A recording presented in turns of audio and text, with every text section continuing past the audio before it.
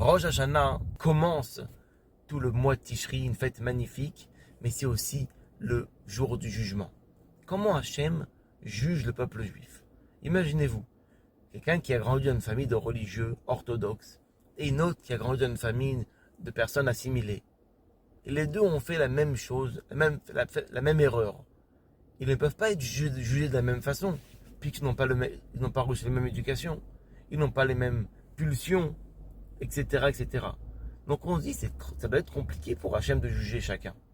Il nous dit le Baal Shem Tov que Hachem nous donne le choix de juger nous-mêmes. Comment? En fait, la seule personne qui juge à Rosh Hashanah, c'est nous-mêmes. C'est nous qui nous jugeons sans le savoir. Et de quelle façon? En fait, la providence divine va faire que je vais voir des situations dans la vie et je vais instinctivement les juger. Et la façon dont je vais juger l'autre qui est en face de moi, c'est la façon comment je vais juger et décréter sur moi.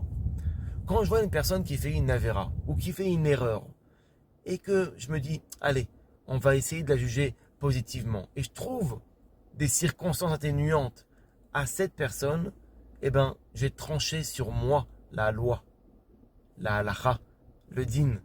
Pourquoi? Parce qu'en vérité, à l'extérieur de nous, il n'y a rien. L'extérieur de nous, c'est une projection de ce que nous on est nous-mêmes.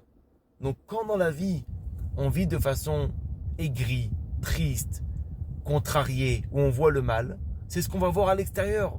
Et ça va faire une boule de neige. Alors que quand on voit les choses positivement, joyeusement, en regardant les gens avec un bon œil, c'est ce qu'on va voir à l'extérieur. Shana Tova ou Metuka.